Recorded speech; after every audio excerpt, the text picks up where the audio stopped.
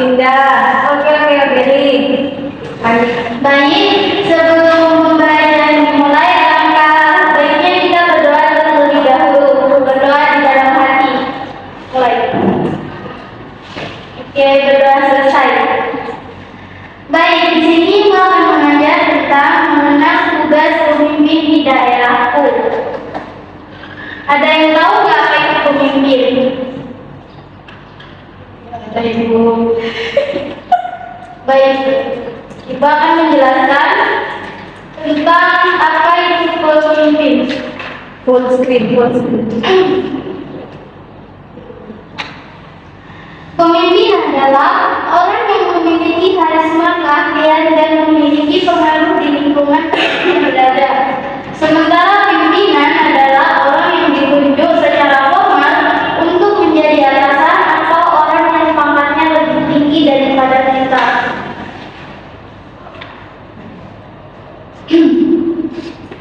Apa tujuan kepemimpinan? Tujuan kepemimpinan adalah mencapai visi dan tujuan organisasi. Namun, kepemimpinan juga memiliki aspek-aspek lain seperti mengembangkan tim, meningkatkan motivasi, dan menciptakan lingkungan kerja yang produktif. Di sini ada beberapa tujuan kepemimpinan. Yang pertama yaitu menginspirasi dan mengarahkan. Yang kedua, menghadapi perubahan. Yang ketiga, tim pengembangan. Yang keempat, meningkatkan produktivitas. Salah satu tujuan penting kepemimpinan adalah menginspirasi anggota tim dan mengarahkan mereka menuju pencapaian tujuan yang telah ditetapkan. Nah, pemimpin harus mampu memberikan arah dan motivasi yang diperlukan. Di sini ada fungsi kepemimpinan, yaitu mencakup berbagai aspek termasuk perencanaan, pengorganisasian, pengarahan, dan pengendalian. Seorang pemimpin harus mampu merumuskan strategi, mengelola sumber daya, memberikan arahan yang jelas, dan mengukur hasil kinerja. Ada beberapa fungsinya, yaitu mengkomunikasikan visi, Oke, dari apa fungsi kepemimpinan? beberapa fungsinya yaitu mengkomunikasikan visi, pengambilan keputusan, pengorganisasian, mengukur kinerja, dan mengelola konflik. Nah, gaya-gaya kepemimpinan di sini ada 3. Yang pertama, gaya kepemimpinan otoriter. Dalam gaya ini, kepemimpinan mengambil keputusan secara tegas dan memerintah dengan tegas. Yang kedua, gaya kepemimpinan demokratis. Pemimpin yang mengadopsi gaya ini mengajak anggota tim untuk berpartisipasi dalam pengambilan keputusan. Dan yang terakhir yaitu gaya kepemimpinan transformasional. Pemimpin transformasional memotivasi dan menginspirasi anggota tim untuk mencapai tujuan yang lebih tinggi. Di sini ada perbedaan pilkada dan pilkades. Pilkada adalah proses pemilihan kepala di suatu daerah, bisa kota atau kabupaten bahkan provinsi. Sedangkan pilkades adalah proses pemilihan kepala daerah di suatu desa atau kelurahan. Nah, tujuan adanya pilkada yaitu untuk memilih wakil rakyat dan wakil daerah untuk membentuk pemerintahan yang demokratis. Selain itu, pilkada juga bertujuan memperkuat dan memperoleh dukungan rakyat guna mewujudkan tujuan nasional yang tertera pada Undang-Undang 1945.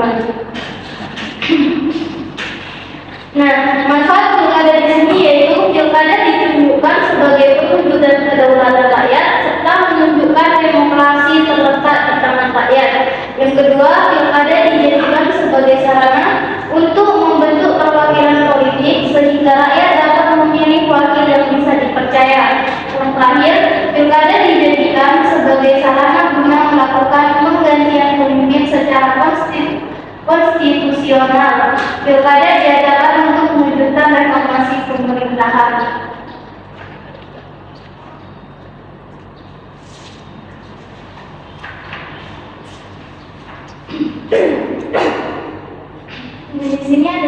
tugas wali kota satu hati yang pertama, melindungi semua anggota masyarakat di daerahnya. Yang kedua, menjaga kesatuan dan kerukunan nasional serta keutuhan NKRI. Yang ketiga, mengembangkan kehidupan demokrasi. Yang keempat, meningkatkan mutu kehidupan masyarakat. Yang kelima, mewujudkan keadilan dan pemerataan dalam segala bidang kehidupan. Dan yang keenam, meningkatkan pelayanan pendidikan.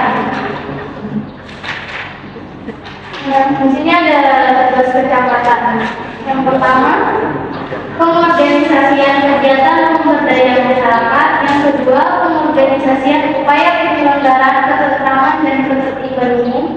Yang ketiga, pengorganisasian penerapan dan penegakan aturan perundang-undangan. Yang keempat, pengorganisasian pemeliharaan prasarana dan fasilitas pelayanan umum.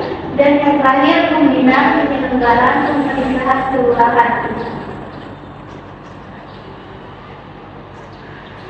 Di sini juga ada tugas kelurahan. Yang pertama, melaksanakan kegiatan pemerintahan kelurahan. Yang kedua, melakukan pemberdayaan masyarakat. Yang ketiga, melaksanakan pelayanan masyarakat. Yang keempat, memelihara ketentraman dan ketertiban umum. Dan yang terakhir, memelihara sarana dan prasarana serta fasilitas pelayanan umum. Di sini juga ada tugas kepala desa, yaitu menyelenggarakan pemerintah desa, melaksanakan pembangunan desa, melakukan pembinaan kemasyarakatan dan pemberdayaan masyarakat desa, dan yang terakhir melaksanakan pelayanan masyarakat.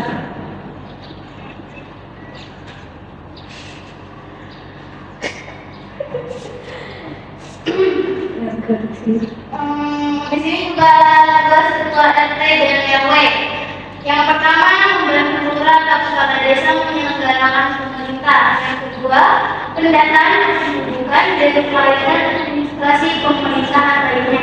Yang ketiga, pemeliharaan keamanan, ketertiban dan kerukunan hidup warga. Yang keempat, membuat gagasan dalam melaksanakan pembangunan dengan mengembangkan aspirasi dan swadaya murni masyarakat. Dan yang terakhir, penggerak swadaya gotong royong dalam partisipasi masyarakat.